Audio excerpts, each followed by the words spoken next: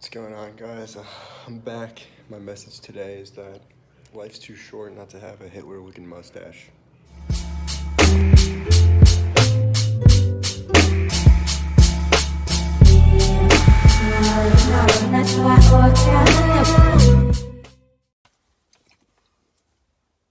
Alright, what's going on?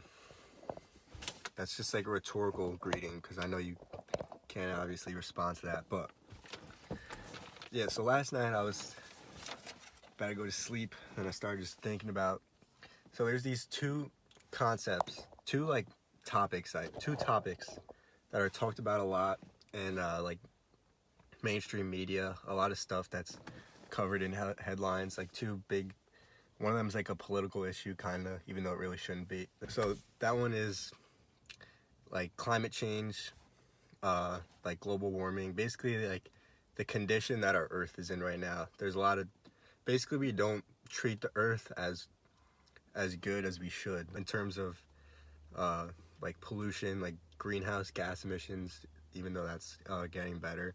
But like basically we don't treat the earth with like the care that we should. So that's one like concept. And then another one is just like mental health issues, like anxiety and depression and things like that. And really like that phrase right there, mental health issues, like you hear it so much in the news and like just everywhere, like mental health awareness and stuff like that. So like, I don't know, me personally, I feel like I'm almost like blasé to that. Like when I hear that, I don't know, I feel like they talk about it without any like real substance to what they're saying. They're just like saying it as like a headline. But so I was thinking about how these two connect. So we have the pollution of our external world, which is like just like throwing shit on the ground, just the earth being dirty basically. So that's like external pollution. And then we have internal pollution of like our minds basically. So really just like the earth and its polluted state that it's in is just a reflection of like internally how we're like polluting our own minds. We're not taking care of like what's inside of us. So like why would we take care of like what's outside of us? It's just a reflection of what's inside. And there's actually a quote by this author. His name's Eckhart Tolle, and he has a really good book called The Power of Now, which I would recommend to anybody. And what he said is that the pollution of our planet is only an outward reflection of an inner psychic pollution. Millions of unconscious individuals not taking responsibility for their inner space. So like that, it just makes so much sense. I think it was like a Navy SEAL that said, if you want to change the world, start by making your bed every day. Because it makes sense. If you can't even take care of like what's on the inside, then how are you supposed to like take care of like what's on the outside? Like it's like about building, like you have to bake the batter before you can make the cake. If that makes sense. I don't even know how to make a cake, but so basically like where I was trying to get with that is by saying like people talk about like mental health awareness and all that, like, oh, climate change, global warming, like awareness, like what, like people know that the earth is like not taken care of as it should be. Like people know that there are like kids who have like anxiety and depression. Like you don't need to spread like awareness. Like people know that. What really people need to start with is with themselves. So I think I said this in another video. There's a quote that says, yesterday I was clever, so I tried to change the world. Today I am wise, so I try to change myself. So the best thing you could do to actually try and fix things is to work on yourself. So that's where everything starts. Like if you have like anxiety or depression, the best place to start is like with yourself, because that's where like the issues are. So off the bat, what I would recommend to anyone who's like dealing with stuff like this is like try meditation. So like that word in itself, like I know it did for me, like the word meditate, it sounds like out there, but really meditation could be anything. Like you could, like for me, like some days, like I'll go out and just shoot like like I'll shoot around like by myself, and like that'll be like meditation. Basically how you could boil it down to is meditation is just being totally present like with what you're doing. I mean, there's tons of different ways you could do it. Like you could just go on a walk, or just some people like they sit down, like they do like the breath work and stuff like that, and that's good too. Like, it's all about just like finding like kind of a mode that you can kind of come back to square one and like reset yourself and kind of like observe like where your head's at.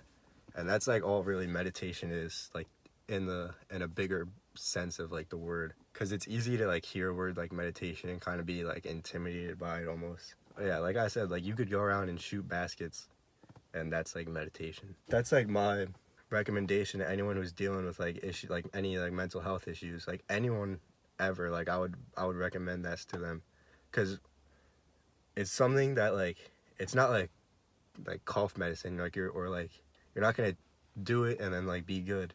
Really, it's just something that if you're consistent with it, then you just become more aware of yourself. Like when you know yourself, then you know when you're getting sad, or like when you're getting angry. Like you can tell, and then you're like, oh wait, like I need to chill out, or oh man, I'm just like not having a good day. But like you know it, you're not like identifying with that feeling. Like you could observe it. So like really, it just helps you know yourself, and it helps you like it helps you keep your feet on the ground. So that's part of the reason why I'm sitting here right now, and like more or less, like I'm feeling the best I have like in a good amount of time. Because I mean, if you look at it like externally, me, like I'm right now, I'm on academic probation. So I'm in my second semester of college. I'm on academic probation. My GPA last semester was a 1.1. Like I've never. So I had 4 classes last semester, and I straight up blew off 2 of my finals. Like one class, I wanted to drop it, but it was past the past the last day where you could drop classes. So I just stopped going to it, and then I just blew off the final. And then another class, I just blew off the final. Like that's how clouded like my thinking was. Like I was like I just thought like, man, like this, I wasn't even thinking really. Like I was just clouded. My thinking was just clouded. And so that's something that meditation like will help you with. That's why I'm like sitting here, and like so many people, if they were in my position, like I literally risk not being let back into the college, like being kicked out of the college. But like I'm not even really stressing, because you just got to think like what's the worst that could happen.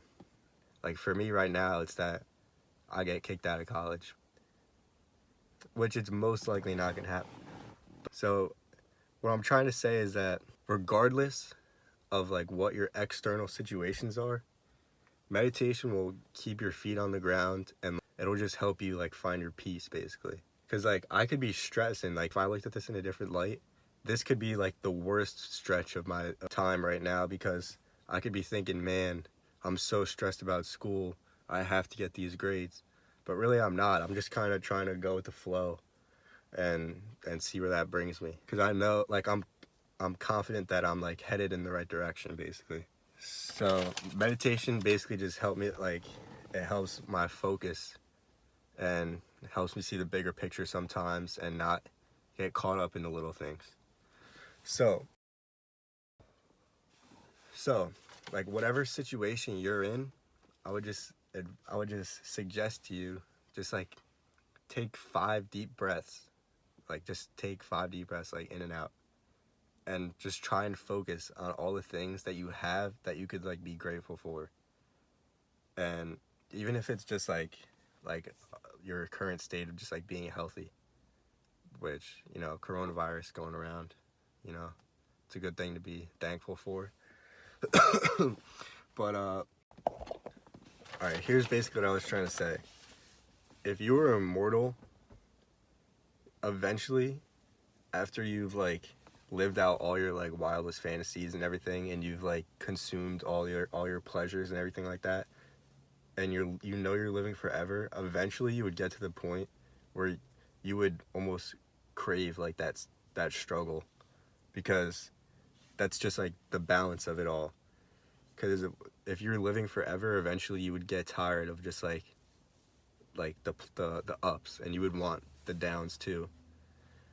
And basically like we're gifted with that in our like mortal like finite lives, but we just don't really see it, because like we think like life is so short, and we like question like why we have to hit these obstacles and things like that. And so those things cloud us from realizing that those are necessary. So think about this. Alan Watts said something similar to the effect that if you were immortal and could live any life you wanted, eventually after living out all your wildest dreams and having enormous amounts of fun and seeking endless pleasure, you would be living the life that you're living right now. Imagine you were actually immortal in the sense that you lived forever in your current physical body. The things that are bothering you right now in your current life wouldn't bother you nearly as much because you know it's just temporary, and that you could see the bigger picture because you're like, man, I'm living forever. Like, this isn't really gonna slow me down or whatever. Like, this isn't gonna bother me. So that line of thinking is still true in our not immortal lives. Like, whatever is like obstacles in our way, it's not gonna like define us. You know what I'm saying? So when we change our focus and our situations, we can grow to be at peace with where we are. Because changing your undesirable situation isn't necessarily the goal. That shouldn't necessarily be the goal, to change your situation, even a majority of the time. Because those like experiences, like the obstacles, the impediments in our way of whatever we're doing, like the unfortunate, unlucky situations, those experiences that cause us things like stress, anxiety, depression, are the things that grow us to be better and stronger humans than like we ever could have imagined. Like, imagine how powerful we are as human beings, that the stuff that like stabs us, like metaphorically speaking, the stuff that like stabs us in our weakest spots is the stuff that can make us grow to be even stronger. Like, that's the ultimate like superpower almost. You could literally take the stuff that hits you at your weakest and makes you the weakest and turn it into something that makes you even stronger. Like, that's the like when you look at it like that, it's like, wow, like that's the ultimate like superpower. Like, it's the ultimate like defense almost, in a way. If you could turn the biggest obstacle or roadblock in your life and turn it into like your greatest asset. So people say life is too short. Like, how can you even say that? Like, just thinking about that, like, what sense does that even make? Like, life is too short compared to what? Like, compared to eternity? Like, I'm not gonna like go into this right now, but like, think about it. Would you really want to live forever? Like, forever. You can't even imagine forever. You can't even imagine 100 years. Like, would you really want to live forever? So if you're saying life's too short, like, what would make it just right? Like, another 15 years? Like, look at the bigger picture. Would that another 20 years really make it worth it? Or it's like, to me, if you say like, oh, life's too short, like, oh man, another like 20 years would be nice. Like, that's like saying in the morning when you hit snooze and you get that extra 20 minutes of sleep, like, is it really worth it? Like, it's easy to say it's worth it, like in the morning, but like in the bigger picture of the day, when like it makes you rush and then you're late for breakfast or whatever, is that 20 minutes, is that 20 years to your life like really worth it? Like, what is that, like, does that make it just right? Or are you just like fooling yourself? So like, life having an end is inherently what gives it its value. It's like if there's a product that has a high demand, the limited supply is what gives it a higher value. Because if it's unlimited supply, then people know that they can get it whenever they want. So they're less inclined to kind of take advantage of it when it's there. So like, we're here right now and we won't be later. So like, we have to take advantage of it. Like, you just have to be grateful for it right now. That's what humbles us, is that we are finite. At least like us in this physical body right now, like, we're finite. And that's what teaches us to not take things for granted. And that's what I was thinking last night before I went to bed. And it's just a story anyway, like, at the end of the day.